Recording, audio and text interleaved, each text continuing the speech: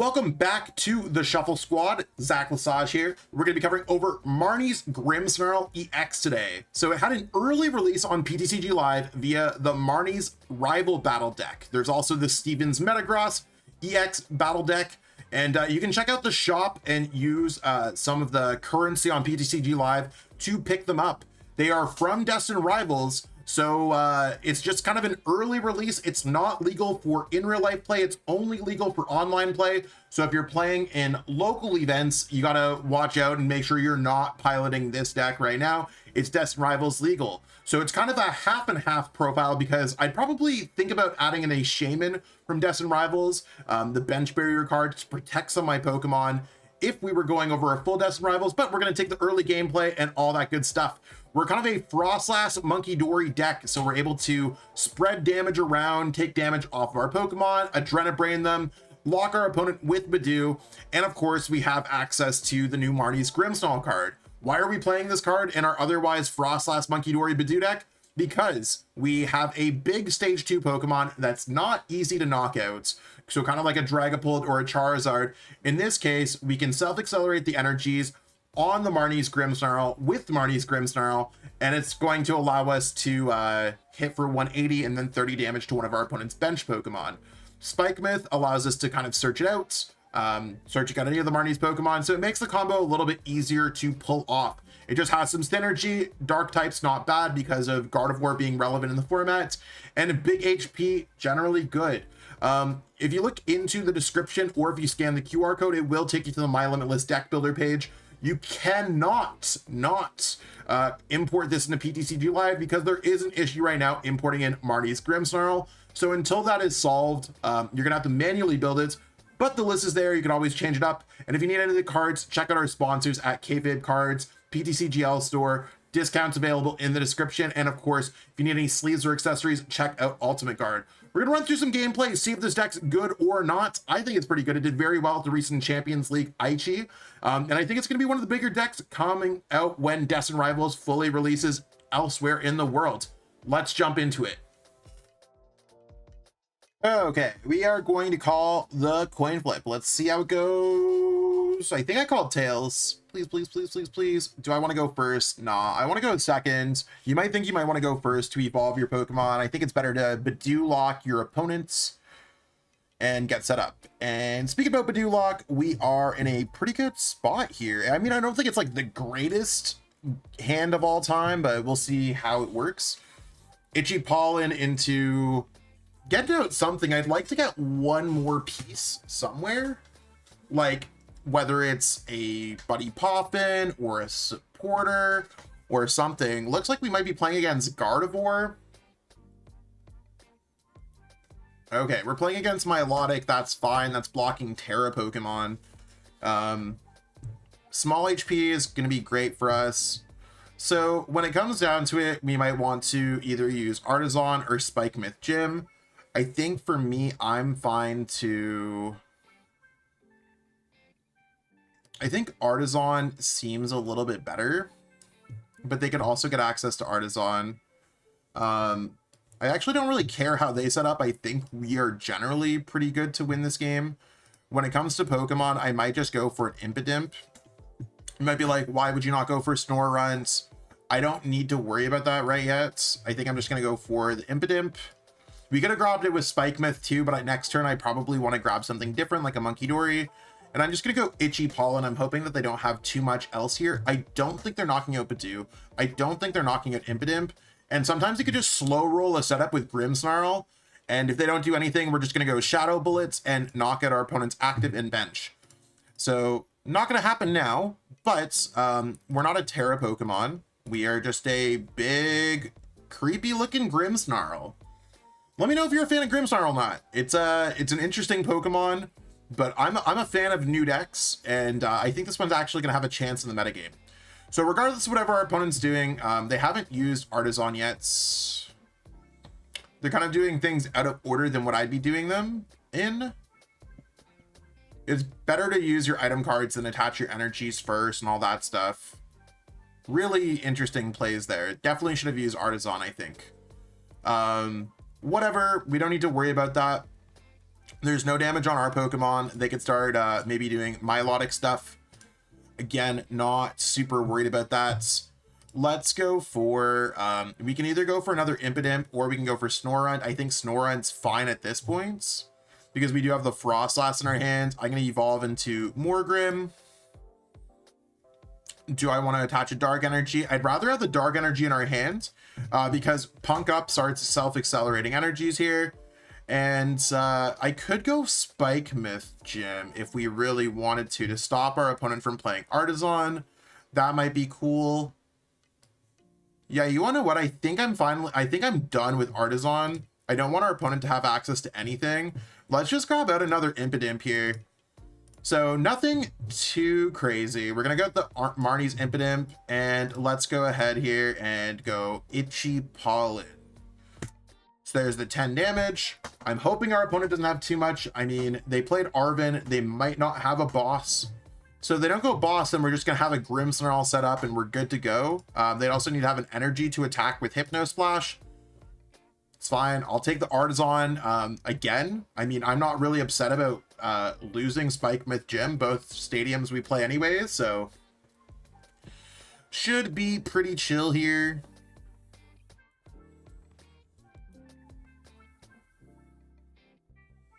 There's a Monkey Dory. Sure, whatever.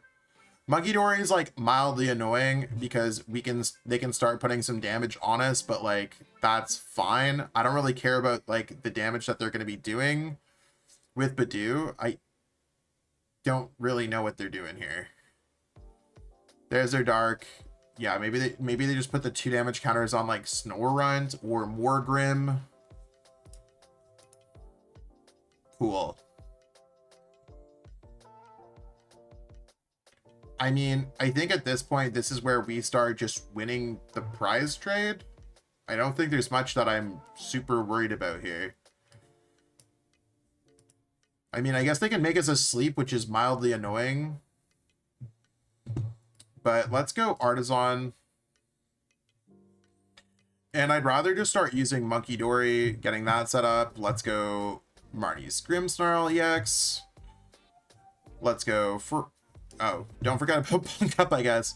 Let's grab the energies. So one there, and we'll get the other energies onto our Impidimp. So there's an energy. We just want to thin them out of the deck for the most part. I could see an energy switch working great in this deck too. There's the energy on the Monkey Dory, and we are cooking now. When it comes to doing damage to our opponent's Pokemon, we're going to hit for 180. Do I think that we're ever going to move other damage counters to our opponent's other Pokemon? We could. 180. We're not going to get close enough with Monkey Dory, I don't think. So I'm going to just try to put the damage on their Monkey Dory.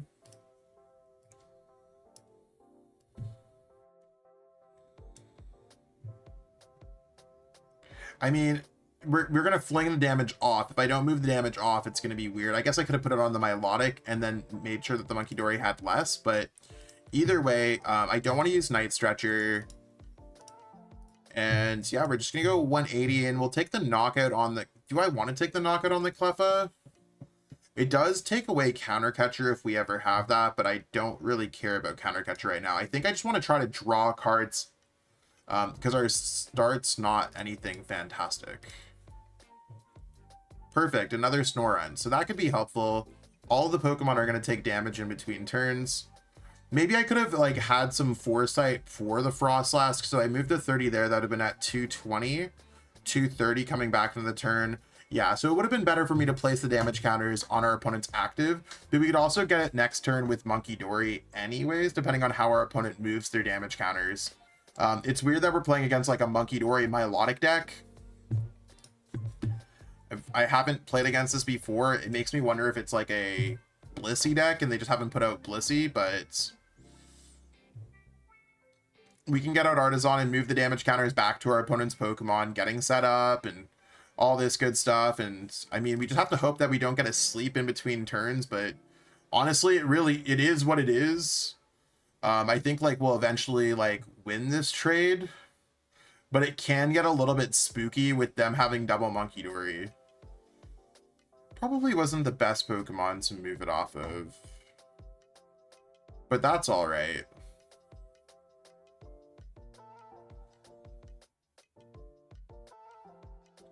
Okay, math doesn't matter because they play Hero's Cape. Please don't let us be asleep. Tails, awesome. I love falling asleep. So this is going to be a little bit awkward to deal with. We got Spike Myth, so I'm okay-ish with that, but it is like frustrating. I am going to go for Artisan. So I'm going to go Artisan and grab Monkey Dory here. I'm then going to go Spike Myth Gym. And Spike Myth Gym is going to allow me to grab out more Grim. I just want to get set up again in behinds. So there's nothing else that we can do here. Now, when it comes to moving damage counters away from one of our Pokemon, I want to have more Monkey Dories than not, and our active Pokemon is just going to get knocked out pretty much no matter what we do. So let's go. I just want to think about it. So if I put myself down to 20 at the end of my turn, I'm going to be at 10. Yeah, so they can't get it with double Monkey Dory. I'm also just going to put the Snorunt down because maybe they'll like move some of the energies there, not in the way that I want to. Like maybe they'll focus on that. So let's go Adrenabrain. And let's move from Monkey Dory over to this Monkey Dory. And let's go from Monkey Dory to this Monkey Dory. Because the more Monkey Dories that you have when it comes to a Monkey Dory war, the better it's going to work out. It just really sucks that we got a coin flip that didn't work in our favor. But that's okay. I mean, if you fall asleep and your opponent randomly does it and you haven't played a supporter all game, that's fine. See, now we got heads. We are all good, y'all. All good in time for our opponent to get the knockout on our active. I think if they go down to 120, I think we're probably okay to knock this out in between turns. Depends on how our opponent places damage counters, I guess, is going to be the biggest thing. But they are probably knocking out our active with Hypno Splash. So they have to think about it. They can go down to 120. They're going to be at 140, 140 plus 2 plus 8. Yeah, I think we end up getting there. So as long as they don't set up another Pokemon, I think we're okay with our second Marnie's Grimmsnarl that we could either get back with Night Stretcher, and then we can use Spike Myth Gym. So there's a handful of ways that we can kind of approach this, and I mean, it just makes it pretty easy. Yeah, they're gonna force the damage counters on the Snorunt. I'm okay with this because I'd rather have the damage counters on their Monkey Dory. So they're probably just trying to stay alive here.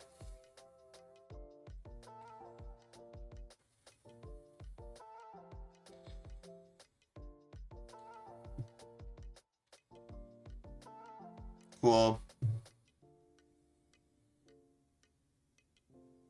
And then they knock out our active to put us at 2. And I think they're just going to be in a tough spot. I guess they drew the Morty's Conviction there. Even if they get down a Feebas, we can always knock out the Feebas with one of our Shadow Bullets. So we could have a really big turn next turn. There's a knockout on our active. That's cool. We're just going to go ahead and send up our Marnie's Morgrim. And let's see how we can get set up here.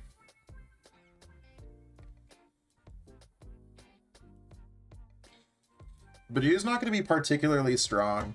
And there's a couple ways that we might want to deal with this. We might want to get out a... I think we're probably okay just to get out the other Grimmsnarl.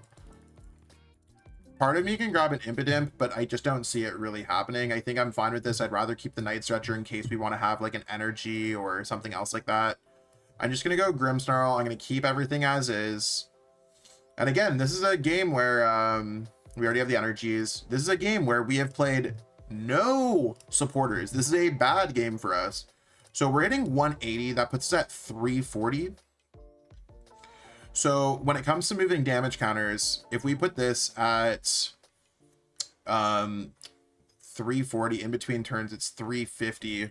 So they're at 370, right? Because we're doing 180. This puts at 340. The 10 puts that in between turns. So let's go Adrenabrain number 1 happens here. And if I'm moving damage counters to our opponent's active, I could put it at 180. That brings it to 360. So we knock it out in between turns.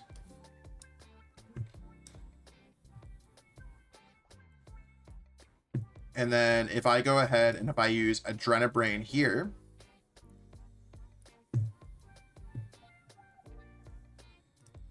moving damage counters here, I'm just going to put the damage counters on, I think I want to put them on Monkey Dory.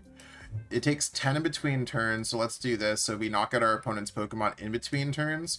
We want to keep a little bit of damage on here.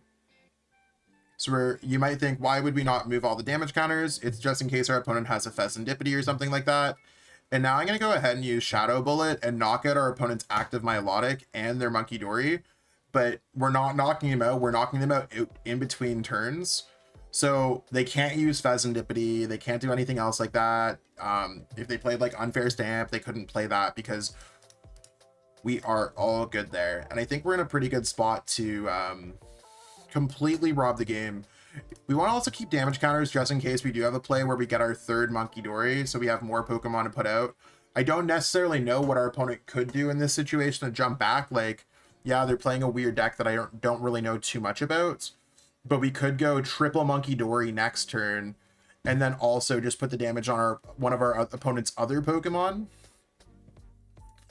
I also just hope that we don't get confused here. That'd be like really annoying, to be honest. But if they do, like, it is what it is. Like, we're playing against a weird deck, and sometimes weird decks, like, we already had one coin flip not go our way, but let's, like, we can play through it the best we possibly can.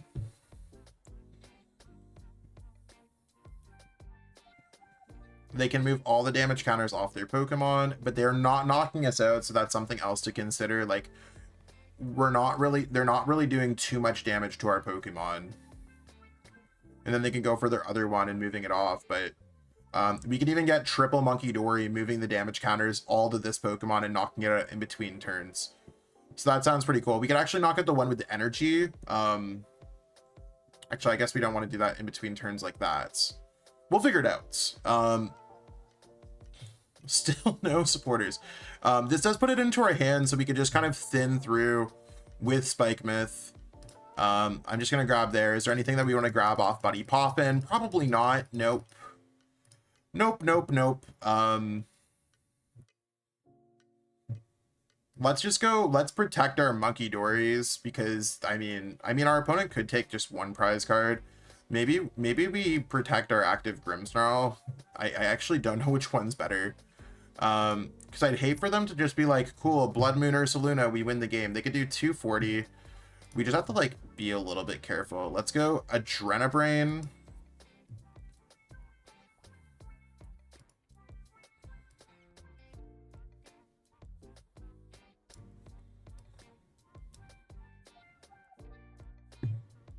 Let's go Adrenabrain.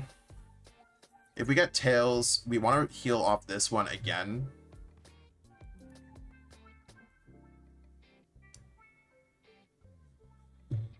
And now if we got Tails, this puts us at...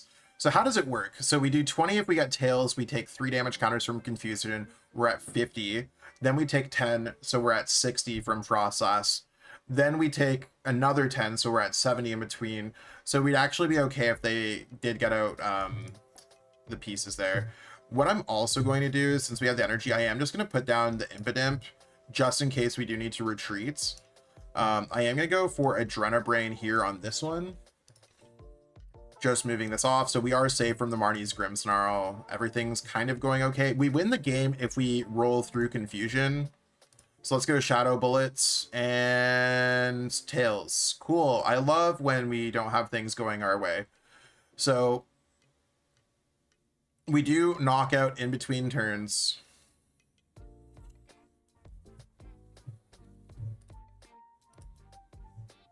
And I don't know why they're conceding there. Maybe they just didn't have a way around it, or maybe they need to place double damage counters.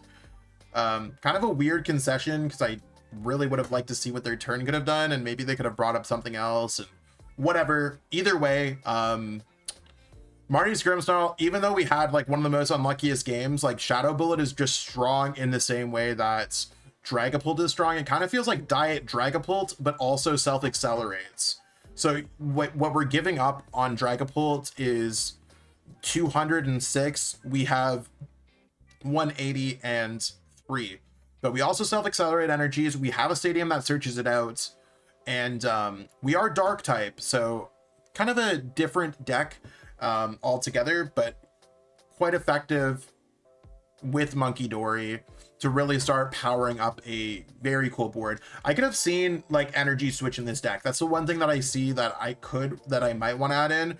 But in order to play energy search or energy switch, you need to find a supporter to find it out, like an Arvin, and we just didn't have any of those, so that was cool. Anyways, I'm gonna close out with some closing thoughts, but I hope you all enjoyed that gameplay.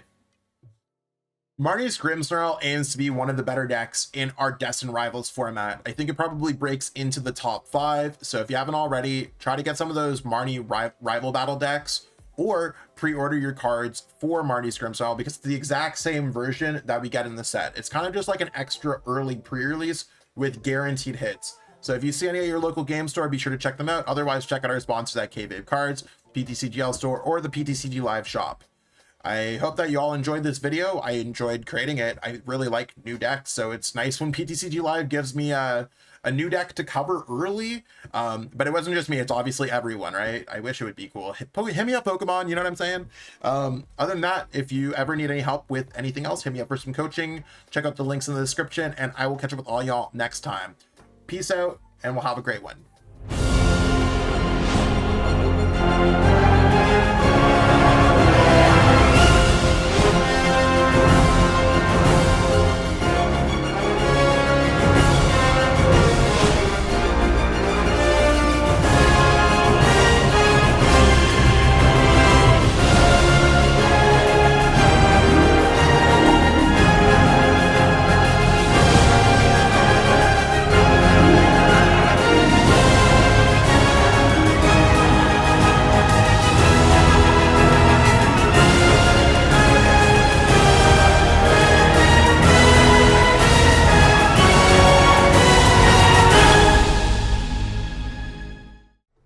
Want to support the Shuffle Squad? Be sure to check out all of our sponsors in the description to pick up Pokemon TCG singles, sealed, and PTCG live codes.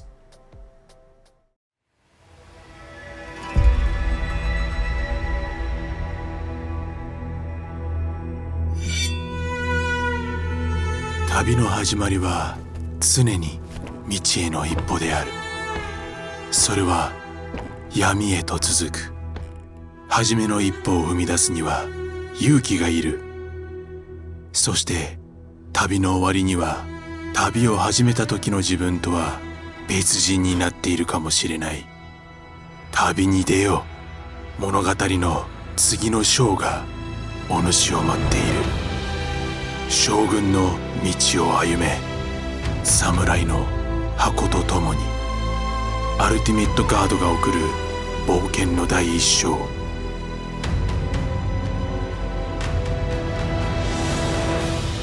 刀将軍の道近日発売。